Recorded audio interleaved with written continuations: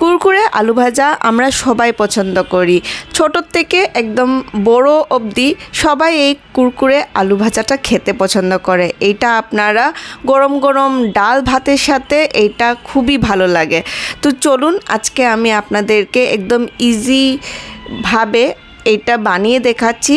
আর আপনার এইটা বানাতে আমরা সবাই একটু ভয় পাই কি অনেকটা তেল লেগে যাবে, কিন্তু আজকে আমি এমন একটা টিপস আপনাদের সাথে শেয়ার করব যেটাতে আপনাদের একদমই তেল লাগবে না। তো চলুন রেসিপিটাকে স্টার্ট করি। কুরকুরে আলু ভাজা বানাতে এইখানে আমি নিয়েছি 3টা মিডিয়াম সাইজের আলু। এটা নতুন আলু, তো এইটাকে আমি ভালো করে ওয়াশ করে এইটা আমি নিয়েছি। আর কাটার পদ্ধতি হলো গিয়ে মিডিলে আধা করে এইটাকে আপনারা ছোট ছোট করে সেম সাইজের এইভাবে লম্বা লম্বা করে কাটবেন।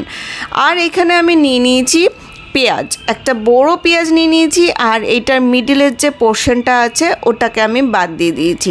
আপনারা পেঁয়াজ ছাড়াও আপনারা কালি জিরে দিয়ে আপনারা রান্না করতে পারেন যদি নিরামিষ করতে চান। আর এখানে আমি লবণ নিয়েছি, আর এখানে হলুদ নিয়েছি, আর সাথে সরষের তেল। আপনারা যে কোনো তেলই নিতে পারেন, এখানে আমি সরষের তেল ব্যবহার করছি। আর এইখানে আমি পেঁয়াজটাকে এরকম লম্বা লম্বা করে কেটে নেব। তো লম্বা লম্বা করে কাটার পরে আমি এখানে আরও কয়েকটা জিনিস ব্যবহার করব যেটা আপনারা রান্নার সাথে সাথে আপনারা দেখতে পাবেন। তো এখানে আমার পেঁয়াজ কাটা হয়ে গেছে, এখন আমি কড়াইটা বসিয়ে দেব।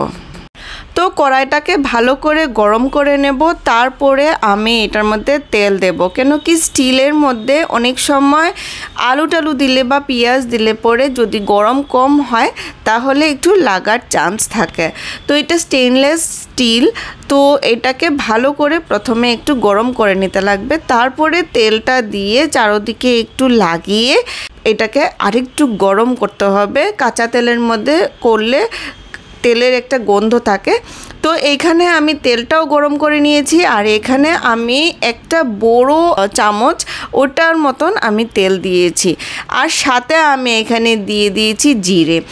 আলু জিরের রেসিপি তো আপনারা সবাই খেয়েছেন। এখানে আমি পেঁয়াজ দিয়েছি, পেঁয়াজটা দিলে আলুর যেটা টেস্টটা আরেকটু বেড়ে যায়।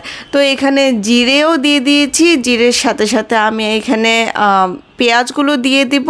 পেঁয়াজটাকে একটু সময় ভাজার পরে এটার মধ্যে আমি দিয়ে দিচ্ছি একটা কাঁচা লঙ্কা।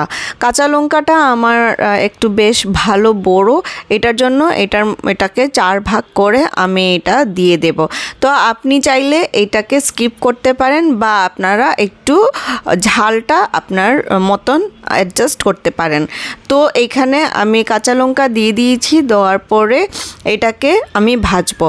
এটাকে 3 থেকে 4 মিনিট এইভাবেই আমি ফ্রাই করব। ফ্রাই করার পরে যখন এই পেঁয়াজের কালারটা একটু চেঞ্জ হয়ে আসবে তখন আমি এটার মধ্যে মশলাগুলো দিয়ে দিব। তো প্রথমে আমি এখানে নুন দিচ্ছি, আর 1/4 চামচের মতন হলদি দিচ্ছি। নুনটা আপনারা চাইলে একটু পরেও দিতে পারেন। পেঁয়াজটা ভাজা ভাজা হয়ে আসলে আপনারা আলুটা দিয়ে দিতে পারেন। আলুটা যখন অল্প ফ্রাই হয়ে যাবে তখন আপনারা নুন দিতে পারেন, তখন ক্রিস্পিনেসটা আরেকটু বেশি হবে। তো এখন এই স্টেজে আমি কাটা আলুগুলো দিয়ে দিব। কাটা আলু দেওয়ার পরে এটাকে ভাজতে থাকবো, অনেক সময় লাগে, মিডিয়াম আঁচে এটাকে ভাজবো। তো এটাকে কোনো সময় ঢেকে রান্না করবেন না, এটা ঢেকে দিলেই কিন্তু আলুর থেকে যেটা জল বেরোয় যাবে আর এটা একদম নরম হয়ে যাবে, ওই যে ক্রিস্পিনেসটা আসবে না। তো আমি একটু তেল দিচ্ছি, তেলটা একটু কম হয়ে গেছে মনে হচ্ছে, তাই বলে আমি আরেকটু তেল দিচ্ছি। একদমই ভয় পাবেন না যে এটা অনেক অনেক তেলই হয়ে যাবে। আমি এখন যে টিপসটা আপনার সাথে শেয়ার করব ওই টিপসে দেখবেন আপনাদের সব তেল বের হয়ে আসবে আলু ভাজার থেকে। তো এই যে টিপসটা আপনারা করতে পারেন কি, এই যে আলু যখন একদম দেখতে পাচ্ছেন যে পুরো তেল টেনে নিয়েছে আর পুরো ক্রিস্পি মতন হয়ে গেছে, কুরকুরে হয়ে গেছে, এখন কি করবেন, সবগুলো আলু কড়াইয়ের চারদিকে এইভাবে উঠিয়ে নেবেন আর মিডল পোর্শনটা খালি রাখবেন। আর আগুনটা কমিয়ে দিবেন, কম আঁচে আপনি এই যে আলুটা কে একটু সময় রেস্ট দিয়ে রাখবেন। দেখবেন আস্তে আস্তে আস্তে আস্তে যেটা যেটা আলুতে তেল ছিল ওগুলো কিন্তু বের হয়ে আসবে।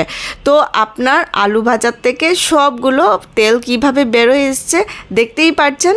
তো এই ট্রিক্সটা আপনারাও ফলো করুন, তাহলে আপনারা আপনাদের আলু ভাজাতে এত বেশি তেলই হবে না। তো এইখানে আমার আলু ভাজা হয়ে গেছে, আর এটাকে আমি একটা টিস্যু পেপারে উঠিয়ে রাখছি। আর টিস্যু পেপারে উঠানোর পরে আপনারা দেখবেন যে একটুকুই তেল আসছে না। রান্না হয়েছে তেলের মধ্যে একটু তো তেল ভাসবেই, কিন্তু এটা দেখতে পাচ্ছেন আমি টিস্যু পেপারটাকে উপরে দিয়ে আপনাদেরকে দেখিয়ে দিচ্ছি। এতগুলো তেলের মধ্যে আলু ভাজা রান্না হয়েছে, বাট দেখতেই পাচ্ছেন তেল আসছে না। তো এইরকম আপনারাও বাড়িতে এই টিপস নিয়ে আপনারাও রান্না করুন, দেখবেন আপনাদেরও আলু ভাজা ক্রিস্পি থাকবে আর একদমই তেল থাকবে না। তো এটাকে আমি গার্নিশিং করে নিচ্ছি একটু পেঁয়াজ পাতা দিয়ে। আর এটাকে এনজয় করবেন গরম গরম ডাল ভাতের সাথে বা রুটির সাথেও, এটা খুব খেতে খুবই স্বাদ লাগে। তো আপনারাও বাড়িতে বানিয়ে সবাইকে খাওয়াবেন আর আমাকে কমেন্টে জানাবেন যে আপনাদের কেমন লাগলো। এখনও যদি সাবস্ক্রাইব না করে থাকেন সাবস্ক্রাইব করে নেবেন। আর ভিডিওটি যদি আপনাদের ভালো লাগে তাহলে কিন্তু একটা লাইক অবশ্যই করবেন। তো সুস্থ থাকবেন, ভালো থাকবেন, দেখা হচ্ছে আরেকটা ভিডিওতে। বা